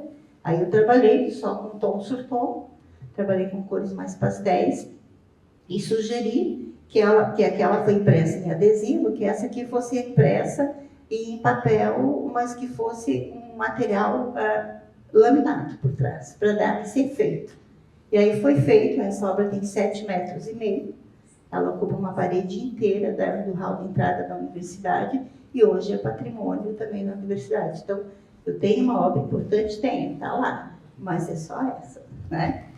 Depois a gente teve outras produções, pode passar, que foi feito na série dos 50 anos do curso de artes e de música, teatro e dança da universidade, que foi em 2023. Nós tivemos o aniversário de 50 anos dos cursos de artes, então ali era para trabalhar alguma coisa que remetesse às 4 linguagens de artes que existem na universidade. Então eu fiz 4 brincadeiras, 4 propostas, e dentro dessas 4 propostas, 2 estão hoje lá no acervo também da universidade. Eu só trouxe ali as 4 imagens rapidamente, pode passar. Onde eu trabalho o corpo, só falta um pouquinho dele. O corpo, né, que é o centro de tudo, tanto para visuais, quanto para música, quanto para teatro, como dança. Aí tem a imersão da música, que fica numa outra camada, eu trabalhei com camadas. As cores, o movimento, que representa tanto o teatro quanto a dança. Então, eu trabalhei uma imagem que foi criada também a partir de várias imagens digitalizadas. Aí aqui também, movimento, corpo. Se você for pensando nessa proposta das 4 linguagens, você encontra as 4 linguagens bem pontual nessas imagens digitais. E todas são também, continuo fazendo no acrílico, né? Até eu tenho 2 obras ali, se alguém tiver interesse eu posso mostrar depois. Pode passar a próxima, fica assim. Dentro dessas propostas, então, agora vem essa questão que a Sandra me provocou para falar um pouquinho sobre a questão das dificuldades que a gente tem justamente de inserir a tecnologia dentro da educação básica, né? Da educação fundamental e do próprio ensino médio. Por que isso? Porque por mais que nós estamos no Sul, o Sul é um estado privilegiado, digamos assim, se for pesquisar, nosso estado ele é mais privilegiado, nós não temos ainda essa facilidade da tecnologia entrar em qualquer cidade do nosso estado. Então, eu trabalho com formação de professores e ali a gente vê a dificuldade. Então, a gente quer trabalhar com plataformas adaptativas, com metodologias ativas. Vamos conectar o computador. Ai, não tem. Na escola não tem computador. Vamos, então, trabalhar no celular. Ah, meu celular não tem capacidade para acessar o que você quer apresentar. Então, nós temos muitas dificuldades de levar a tecnologia para a sala de aula. Eu acho que vocês que são professores também, né, pelo menos já foi, né, professora Fran, professor Mar, sabe o quanto é difícil você trabalhar com, que necessite de uma pesquisa, que necessite de uma internet, que necessite de um equipamento um pouco melhor, como isso é difícil você fazer chegar dentro da sala de aula. Então, é muito fácil trazer um monte de propostas, aí você tem que começar a fazer as buscas como a Fran, o analógico, aquela máquina mais antiga, aquele rádio mais antigo, né? Fran, quando você estava falando, eu lembrei muito disso, né? Então, não usar a tecnologia de ponta, mas a tecnologia que é possível. Acho que nesse sentido que a gente trabalha, né? E dentro dos processos e experimentações, tem muitos, né? Se você for pensar em qualquer uma das áreas de artes, ou há um processo de experimentação, por exemplo, na moda, né? Que é uma área também que eu trabalhei muito. Eu trabalhava com criação em processo de estamparia, com sublimação, tínhamos a máquina de sublimar, porém, existia o processo da estampa digital, né? Então, mas onde é feito o trabalho? Tem que ser feito manual? Posso fazer todo manual, só que eu tenho que digitalizar com uma capacidade grande que a imagem pode ser reproduzida no tecido. Então, ali também a gente trabalhava muito com experimentações. De que forma? Então, a gente visitava a empresa que fazia a estampa digital, depois mostrava o material, eles têm que colocar toda a questão de que tipo de extensão, qual a qualidade da imagem, para daí ser transferido no tecido. E na hora que você projeta uma coisa, quando é no tecido é diferente. Tu tem que imaginar isso, tem que cuidar, são todos os cuidados que tem que ter na hora do processo de criação. Então, assim, desta forma, eu estou aqui mais para representar mesmo a área da docência, né? E do uso das tecnologias dentro da sala de aula, desta forma que a gente contribui com os nossos estudantes, com as crianças, com este ser que está crescendo e que vai se deparar com essas tecnologias mais à frente, que a gente pode estar, então, melhorando a partir dessas experimentações, né, que a gente está fazendo. E eu trago uma frase que eu gosto muito do Steve Jobs, onde ele fala que a criatividade é apenas conectar as coisas. Conectar as coisas. Quando você pergunta a pessoas criativas como elas fizeram algo, elas se sentem um pouco culpadas porque não fizeram realmente. Elas apenas viram algo. E é isso que acontece quando eu faço o trabalho. Eu imagino como é que ele vai acontecer. Como é que você fez isso? Olha, cara, não sei. Eu não sei como te dizer como foi feito. Tanta coisa que foi feita ali. É como vocês, quando vocês colocam as obras de vocês, você já visualizou ela. Quando você imaginou as 3 fronteiras conversando entre si, você já visualizou essa conexão. Mas como? Simplesmente aconteceu, né? Então, esse é o processo criativo. E que parece muito óbvio para quem está criando, né? E parece óbvio, mas só depois de um tempo. Então, o Steve Jobs trabalha muito essa questão da criatividade e eu gosto muito de citar ele quando a gente fala sobre o processo criativo. Obrigada, Lindani. Eu acho que esse campo da educação ele é bem amplo, né? Quando a gente relaciona a arte e principalmente como a gente entende essa conexão em vários locais e que isso está dito muitas vezes, apresentado nos currículos, né? Das próprias universidades, das próprias escolas e como que a gente lida com isso, né? Eu fico pensando aqui que essa exposição, né? Ela comporta, né, uma variedade enorme do que a gente pode entender como tecnologia, a partir do que cada artista, né, mesmo trabalhando isso de um modo poético, conceitual, ou matérico, né, ou enfim. E aí a gente também tem a questão da própria educação, né, dentro dos museus, né, e como a escola se relaciona com esses espaços onde você vivencia, experimenta em loco. Eu fico pensando, por exemplo, na nossa formação. Eu não sei vocês, mas eu aprendi por livros didáticos, né? Então, você aprende que a imagem da Mona Lisa, ela te parece gigantesca pela importância, talvez, que se deu a ela, enfim, mas que ela é diminuta. Então, o impacto que isso tem também, né, na construção do saber, né, do conhecimento das crianças. E aí pensar em como a tecnologia, né, como é que os artistas também agenciam essa questão de tecnologia de ponta, por exemplo, para comentar sobre a vida, né, e para problematizar, porque eu acho que o papel do artista é esse, né, a gente está enxovalhado de imagens há muito tempo, a gente já tem lá com o Guy Debord, né, a sociedade do espetáculo, e enfim, hoje o papel que as imagens exercem em todas as áreas e o quanto ela sempre foi uma ilusão,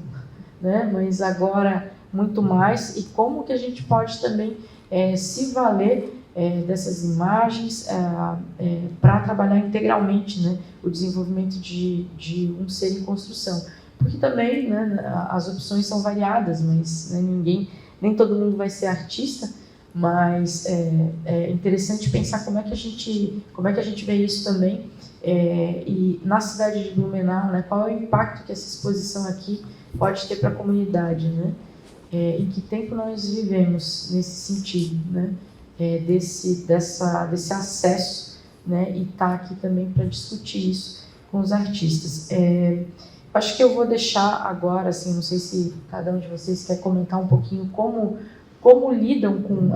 porque uma coisa também é o seu próprio processo de criação e outra é como você lida, ou se é importante lidar com isso no ensino de arte, né? Acho que essa é uma discussão muito longa, né? A gente não teria tempo para avançar muito, mas talvez para pensar em panoramas possíveis em Santa Catarina, né?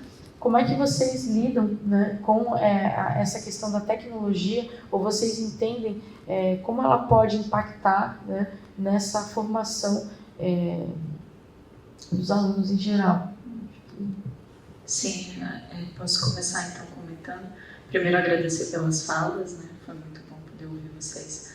Eu na UDESC eu fui responsável por várias disciplinas enquanto professora substituta, então a gente se dedica só ao ensino, né? A gente não faz pesquisa nem extensão. Por essa razão eu tinha uma carga horária toda completa com disciplinas, então eu dei muitas matérias, todas vinculadas aos multimeios e multimídias. Entre essas matérias que eu oferecia havia artes midiáticas, que seria o momento em que a gente traz a questão da arte e tecnologia, né, em teoria. Mas eu já dava matérias de multimeios, imagem em movimento, desenho digital, animação digital, muitas outras que eram anteriores no currículo a essa, de artes midiáticas, né. Então a gente tinha dois perfis de estudantes quando eles chegavam nesse momento. Os que estavam com muito ânimo para lidar com a tecnologia e aquelas pessoas que estavam com muito medo de ter que fazer alguma coisa com tecnologia. Então, o primeiro passo é essa problematização super importante que a professora Linda me trouxe, que é o que é tecnologia, né? Então, essa primeira entrada era essa, assim, mas do que a gente está falando aqui, né? Então, devagar compreender isso. Ao mesmo tempo que validar os processos que já aconteciam. Se você trabalha com fotografia, você está trabalhando com tecnologia. Se você trabalha com vídeo, idem, né? Se você trabalha com outros materiais, tem questões tecnológicas que estão embutidas nelas, né? Como a professora bem mencionou. Então, esse era um primeiro gesto da gente entender.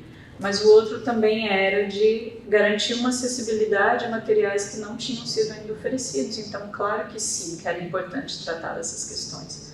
E aí a gente chegava em certas barreiras do que a gente conseguia oferecer enquanto universidade pública.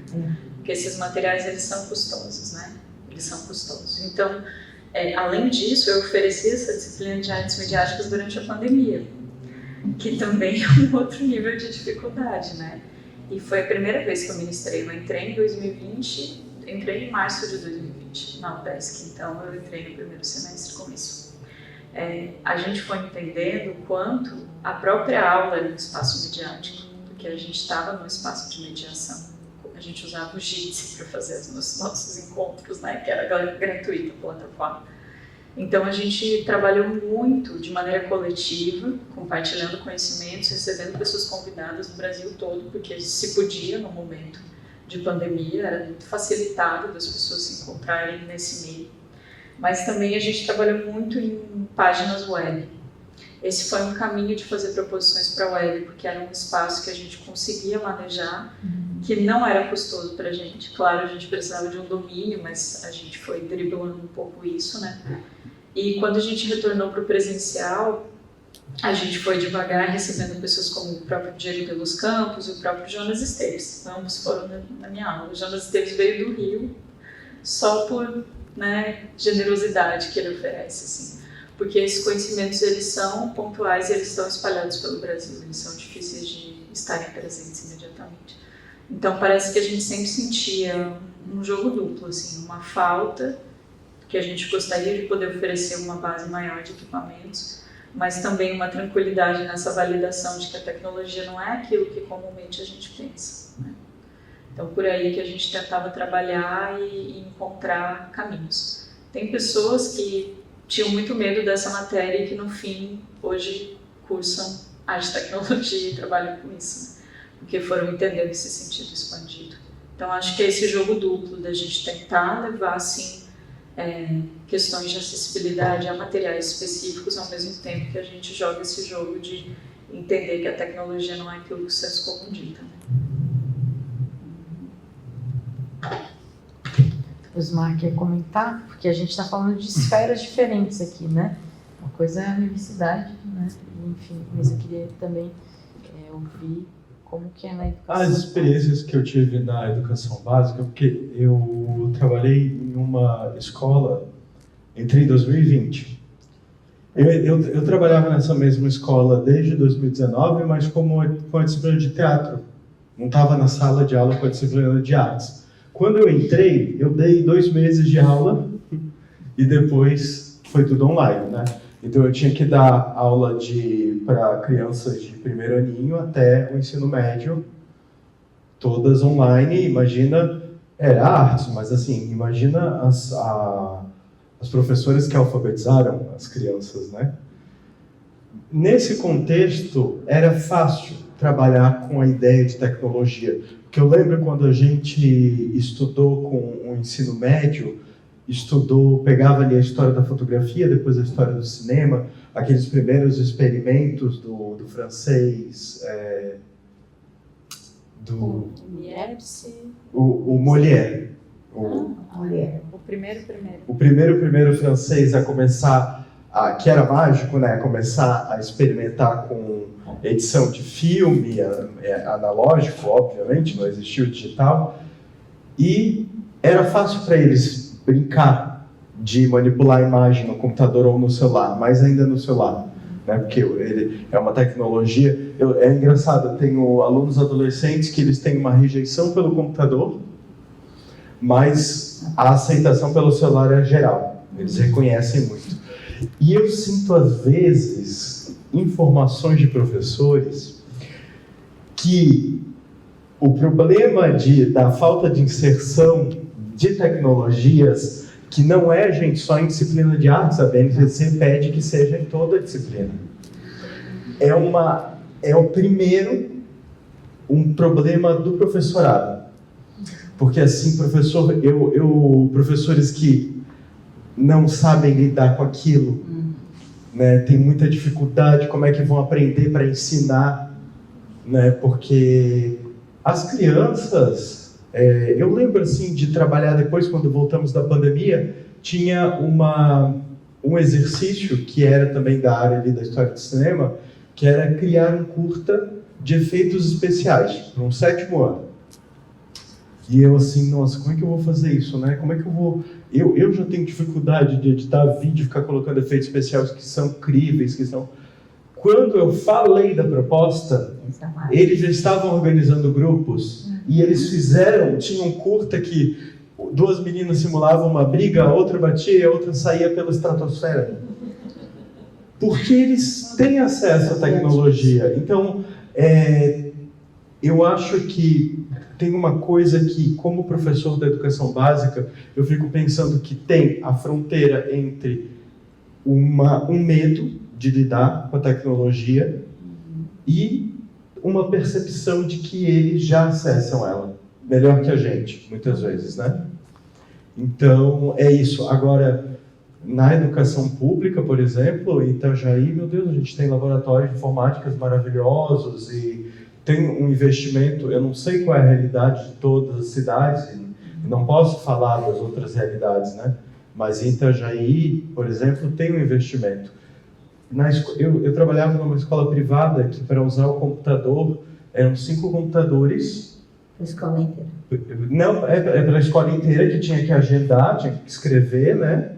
E tinha que botar os alunos tudo em 5 para fazer o mesmo trabalho. E eu já trabalhei em escolas públicas que tinham 20 computadores, 25 computadores, né? Então, e como a Fran falou, tecnologia não é lidar com computador, né? Tecnologia é lidar com qualquer ferramenta que expanda a capacidade humana. Eu acho que, então, existem várias formas de lidar com tecnologia. É interessante tu colocar isso, que talvez o movimento que a gente tenha que fazer é reverso, né? Porque as crianças já nascem com o dedinho no celular ou no tablet, né? E talvez mostrar, né, como foi essa construção. É a mesma coisa que, né, esse ato da destruição para entender, né, destruir algo para entender como funciona, né? Como eu falei, esse tema ele daria muito pano para manga aqui, né? A gente tem um horário a cumprir, então temos 15 minutos e eu gostaria de abrir para vocês, caso vocês queiram fazer alguma pergunta específica para cada um dos artistas ou para a Linda Mi, né? Mesmo na área de tecnologia, dos processos, das experimentações ou na própria questão docente, né? Então fiquem à vontade. Alguém tem alguma pergunta? Algum comentário? Todos satisfeitos? É isso, pessoal. Eu gostaria de comentar. Sandra, eu só gostaria de fazer um comentário, já que eles colocaram que o início da docência de ambos foi justamente ali no meio da pandemia. Então, nós tivemos uma experiência muito interessante na universidade, porque recentemente, lá em 2019, nós tínhamos recém-mudado o sistema da universidade inteira. E nós havíamos feito várias formações docentes de como trabalhar com o sistema. E foi tão tranquilo, porque eu lembro que quando houve essa loucura de pandemia, nós não ficamos nenhum dia, acho que um dia talvez, sem dar aula. No outro dia, todo mundo estava dando aula com o uso das tecnologias. Foi assim uma coisa muito, marcou bastante. E com isso, eu fui convidada para dar várias formações no município, porque os professores da rede pública não sabiam usar, por exemplo, o Teams, como é que é o outro?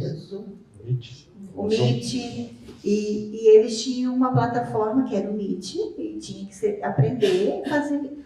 E nós fizemos uma formação, e na primeira formação que eu fiz, eu percebi todo mundo com câmera ligada, como eles se comportavam. Aí eu disse, meu Deus, é um caos. Todo mundo vendo todo mundo, gente literalmente com a sua marmitinha, comendo, uma tendo aula no carro, porque os filhos não pararam de fazer bagunça. Ela foi para o carro, no celular, e aquela loucura, e todo mundo vendo todo mundo. E aí eu conversei na época com o Luiz, que era meu parceiro lá do IFEX, que a gente fazia formação para professores. Gente, nós precisamos trabalhar a questão da ética e da estética de uma aula online, porque está horrível. Aí preparei todo o material e apresentei essa proposta para alguns coordenadores e gestores e foi uma loucura. Numa formação, aí teve uma determinada cidade que disse que não queria que eu fizesse essa aula sem que eles vissem como era. Então, era para eu fazer para os gestores. Eu disse, ok, sem problema. Fiz para todos os gestores. No final da formação, nós precisamos chamar todos os professores. Como se comportar? Como usar a câmera? O que eu estou mostrando da minha casa lá atrás? Eu via porta de banheiro, eu via máquina, fotografia da família toda, eu via o gato passando na frente da câmera. E aí, gente, como foi legal. E isso foi uma experiência que me marcou bastante no início da pandemia. Porque cada formação que a gente trabalhava no modo online, eles diziam, Linda, como é que eu estou? Ou estou com a tela em branco agora, porque depois é que veio os filtros que você eliminava a tua cena e botava um filtro qualquer. Ali também tivemos que trabalhar, porque daí vinha gente colocando cenas engraçadas, atrapalhava os outros que estavam visualizando. Então, toda essa questão da ética, da estética, de como você se comportar numa aula online, foi muito interessante. Foi uma coisa que me marcou bastante. E a questão que o professor falou ali também, só para reforçar, é o medo de errar. Por isso que eles não usam essa tecnologia. Medo de apertar o botão. A primeira vez que eu dei aula para um grupo de senhoras, que foi o antigo Magíster, não sei se alguém de vocês lembra dessa história do Magíster, tinham pessoas que tinham parado a universidade, fizeram a licenciatura curta e retornaram para fazer a plena. Eu tinha um grupo de 45 mulheres. E dentro desse grupo tinha gente com 45, 50, quase 60 anos. Ela tremia na frente do computador. Eu disse, mas por que você está tão nervosa? Ele não vai você não vai machucar. Não, eu tenho medo. Ela não conseguia apertar na tecla. Ela tinha medo de errar. É isso que acontece dentro da sala de aula com os professores, principalmente da educação básica. O medo de errar. Medo de apertar uma tecla e apagar tudo. Eu disse, jamais vai apagar tudo. Porque ela vai te perguntar de novo. Você tem certeza que tu quer deletar? Novamente, tem certeza mesmo? Então, até acabar com esse medo, as pessoas têm ainda esse receio de usar a tecnologia em qualquer área da vida. Até mesmo a gente, quando pega um celular novo, fica, será que eu aperto aqui, eu aperto ali? Não é verdade? E a gente já usa a tecnologia. Então, nesse sentido, é um medo. Um medo que... Meu nome é Alexandre. A questão colocada é algumas coisas. A fotografia, a pessoa aprende essas questões, né? Tecnologia, é coisa simples. Aprende desenho, a fotografia. Uma máquina digital não, uma máquina antiga, inclusive. A questão da tecnologia, eu tenho um smartphone e também faculdade de engenharia e tal. Em 87, 86, eu já tinha brincado com o computador. Mas eu pego um aparelho desse, eu sei que faz muitas coisas. Mas eu uso o básico. E se eu trocar de aparelho, se eu pegar o aparelho de alguém aqui, eu já vou ter dificuldade de mexer. E assim, eu uso muito bem ele. Não tem essa questão de tecnologia e tudo mais, mas vem questões que não... A exemplo, ele disse que fez teatro. E, enfim, o teatro dá várias possibilidades para a pessoa.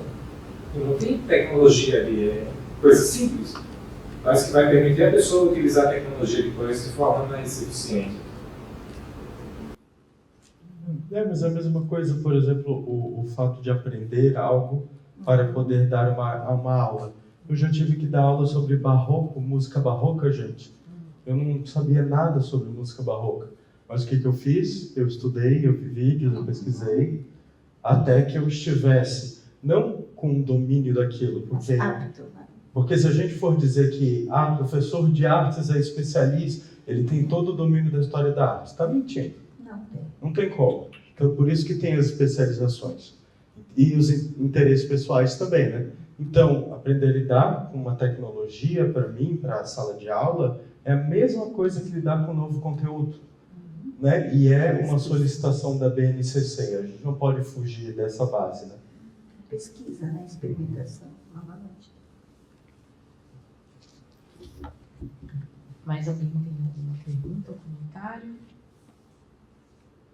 Não? Então, hoje a gente tratou de arte, natureza, ciência e tecnologia, processos e experimentações, né? O nosso próximo encontro vai ser, como eu falei antes, no dia 5, não mais no dia 12, e a gente vai falar sobre arte generativa e as nem tão novas mídias. Conosco vão estar os artistas JPF Borges, Romeu Silveira e a Carla Carvalho. O encontro vai acontecer aqui às 5h30 da tarde, e eu queria agradecer hoje a intérprete de Libras, a Cíntia Felipe, as produtoras locais, Zeda Silveira e Elaine Fernandes, e a Mia Ávila, né, por nos receber aqui tão gentilmente no Museu de Arte de Blumenau. O Texnel Novo Festival foi viabilizado por meio da Lei de Incentivo à Cultura, a Lei Rouanet. Ele é patrocinado pela Texnel com apoio do Museu de Arte de Blumenau, Secretaria Municipal de Cultura e Relações Institucionais e a Prefeitura de Blumenau, e tem copatrocínio também da Calvelage. A realização é da Marte Cultural, do MIC e do Governo Federal. Bom, então, muito obrigada pela presença de todos vocês.